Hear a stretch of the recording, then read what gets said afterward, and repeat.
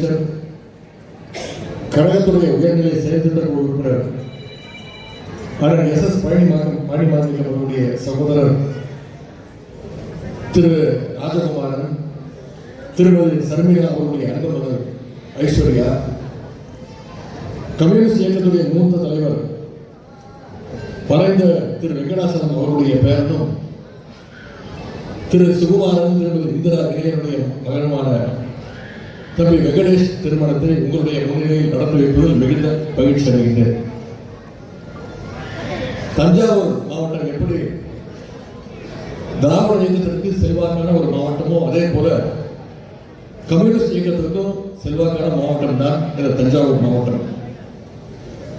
அப்படிப்பட்ட திராவிட இயக்கமும் கம்யூனிஸ்ட் இயக்க குடும்பமும் இணையர் விழாவா ஒரு சிறப்பான நிகழ்ச்சியாக இந்த திருமணம் இங்கே நடைபெற்றிருக்கின்றது. தஞ்சாவூருக்கும் கலைஞர் அவர்களுக்கும் நம்முடைய கழக தலைவர் அவர்களுக்கும் எனக்கும் ஒரு நெருங்கிய தொடர்பு உண்டு.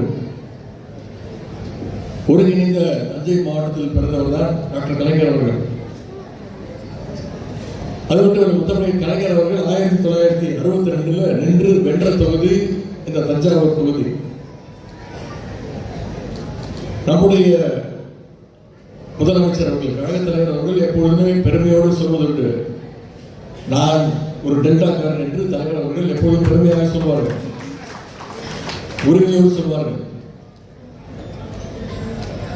அந்த உரிமையோடு தான் என்னுடைய வேறு இருக்கிற இடமும் இந்த ஒருங்கிணைந்த தஞ்சாவூர் மாவட்டம் என்ற அந்த உரிமையோடு இன்றைக்கு இந்த திருமண விழாவில் நான் பங்கேற்கின்றேன். ஆனால் பழனிமாணிக்கத்தை பற்றி இங்கே உங்களுக்கு நான் சொல்ல வேண்டிய அவசியம் இல்லை. தன்னுடைய 12வது வயசுல கழக பணியில் ஈடுபட்டவர் அண்ணன் பழனிமாணிக்கம் அவர்கள். 62 தேர்தலில் தஞ்சாவூர் தொகுதியில் கலைஞர் இருந்தப்போ உதயசூரியன் சின்னத்திற்காக கலைஞருக்காக இங்க இருக்கக்கூடிய ஒவ்வொரு வீட்டையும் ஏறி இறங்கி வாக்கு சேகரித்தவர் அண்ணன் பழனிமாணிக்கம் அவர்கள். தன்னுடைய 12 வயசுல ஆரம்பிச்சு கிட்டத்தட்ட 64 ஆண்டுகளாக இன்னைக்கு அண்ணன் அவர்கள் பொது வாழ்க்கையிலே ஈடுபட்டு வருகின்றார். மாணவராக இந்திய எதிர்ப்பு போராட்டத்திலும் கலந்து கொண்டிருக்கிறார். அதன் பிறகு கல்லூரி படிக்கும் பொழுது கழகம் அறிவிச்ச அனைத்து போராட்டங்களையும் கலந்து கொண்டதால கல்லூரியிலிருந்து பல முறை டிஸ்மிஸ் செய்யப்பட்டிருக்கிறார். தான் படித்த எல்லா கல்லூரிகளையும் கழகத்துடைய மாணவரணி அமைப்பை தொடங்கி அதை சிறப்பாக நடத்தியவர்தான் அண்ணன் பழனிமாணிக்கம் அவர்கள். லா படிச்சுட்டு சென்னை உயர்நீதிமன்றத்தில் அட்வொகேட்டாக அவர் பிராக்டிஸ் செய்யும்போது டாக்டர் கலைஞர் அவர்கள் போய் வாழ்த்து பெறுவதற்காக போயிருக்கிறார். அப்போது கலைஞர் அவர்கள், நீ தஞ்சாவூர்ல போய் பிராக்டிஸ் பண்ணு, அப்படியே தஞ்சாவூர்ல கழக பணியில் ஈடுபடணும், கட்சி வளர்க்கணும் அப்படின்னு கழக பணிகளை கலைஞர் அவர்களால் செய்வதற்காக அனுப்பி வைக்கப்பட்டவர் தான் அண்ணன் பழனிமாணிக்கம் அவர்கள்.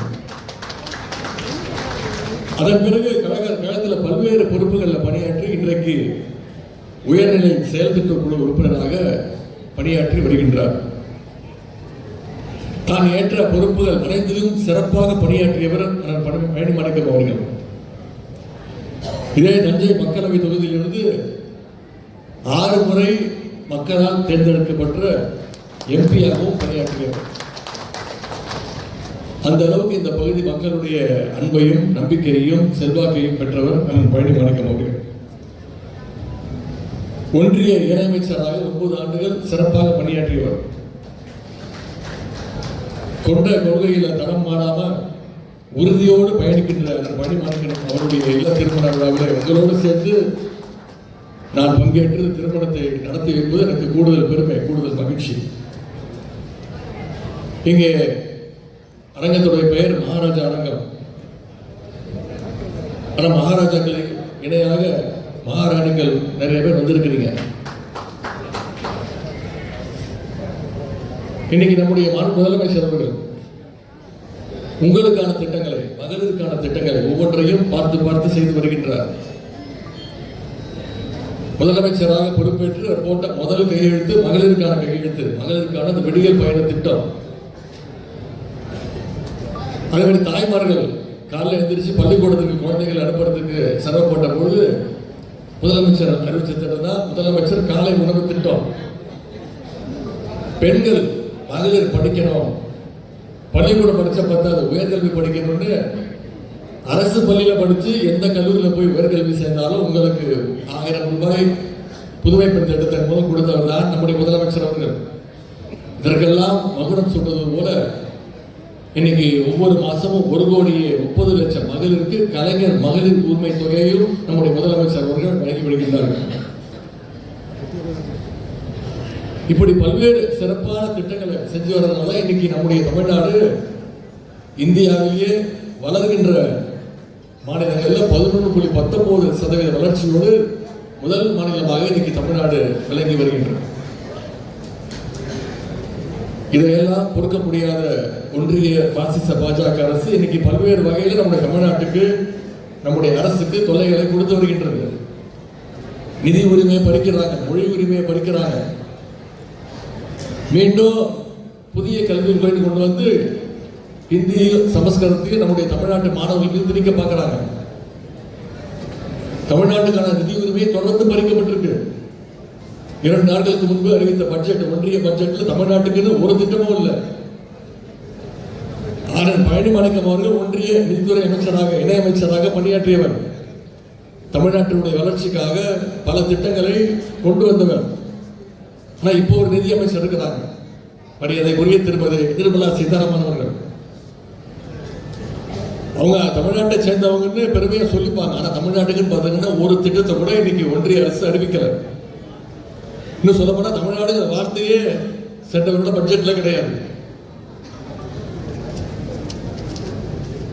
இப்படி ஒன்றிய அரசு தமிழ்நாட்டை பல வகையில் வஞ்சித்து வருகின்றது. நிதி உரிமையை படிக்கிறது, கல்வி உரிமையை படிக்கிறது, பல்வேறு இளைஞர்களை தமிழ்நாட்டுக்கு கொடுத்துட்டு இருக்கிறாங்க. இதையெல்லாம் கண்டிக்க வேண்டிய ஒரு எதிர்கட்சி தலைவர் இருக்கின்றார். திரு எடப்பாடி பழனிசாமி அவர்கள் என்ன சொல்றாரு? ஒன்றிய நிதியமைச்சர் நிர்மலா சீதாராமன் பட்ஜெட்டை படிச்சு முடிக்கிறதுக்கு முன்னாடியே மிகச்சிறந்த பட்ஜெட் சொல்றாரு எதிர்கட்சி தலைவர் திரு எடப்பாடி பழனிசாமி அவர்கள். முரட்டு பக்தர்களை கேள்விப்பட்டிருப்பீங்க, முரட்டு அடிமைகளை பார்த்திருப்பீங்களா? ஒரு முரட்டு அடிமையா, பாஜகவுடைய ஒரு முரட்டு அடிமையா இன்னைக்கு திரு எடப்பாடி பழனிசாமி அவர்கள் திகழ்ந்து கொண்டிருக்கிறார். இந்த பட்ஜெட்டை வரவேற்றிருக்கிறார்.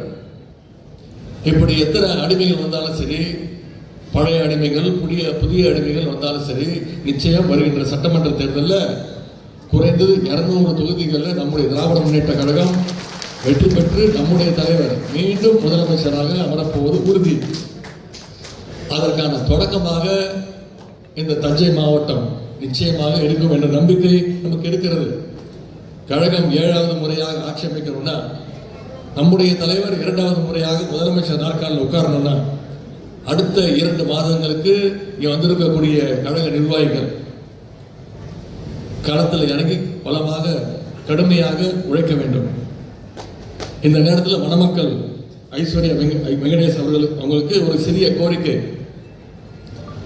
இல்வாழ்க்கையில் நீங்க ஒருத்தர் புரிந்து கொண்டு நடந்துக்கோங்க. சுயமரியாதையோடு, பகுத்தறிவோடு உங்களுடைய வாழ்க்கையை அமைச்சுக்கோங்க. விட்டு கொடுக்க வேண்டிய விஷயத்துக்கு விட்டு கொடுங்க. ஆனா உரிமையை பெற வேண்டிய விஷயத்துக்கு உறுதியாக இருந்து உங்களுடைய உரிமையை பெற்றுக்கோங்க. முக்கியமாக உங்களுக்கு பிறக்கக்கூடிய குழந்தைக்கு, அது ஆண் குழந்தையாக இருந்தாலும் சரி, பெண் குழந்தையாக இருந்தாலும் சரி, அழகான ஒரு தமிழ் பெயரை நீங்கள் சூட்ட வேண்டும் என்று கூறிக்கொண்டு உங்களை எல்லாம் வேண்டிக் கொண்டு இந்த திருமண விழாவில் பங்கேற்பதற்கான வாய்ப்பை அளித்த அண்ணன் பழனிமாணிக்கம் அவர்களுக்கும் அவருடைய குடும்பத்தைச் சேர்ந்தவர்களுக்கும் மாவட்ட கழக நிர்வாகத்துக்கும் மீண்டும் என்னுடைய நன்றியை கூறி உங்கள் அத்தனை பேரின் சார்பாகவும் மணமக்கள் வாழ்க வாழ்க வாழ்க என்று கூறி வாய்ப்புக்கு நன்றி கூறி விடைபெறுகின்றேன். நன்றி, வணக்கம்.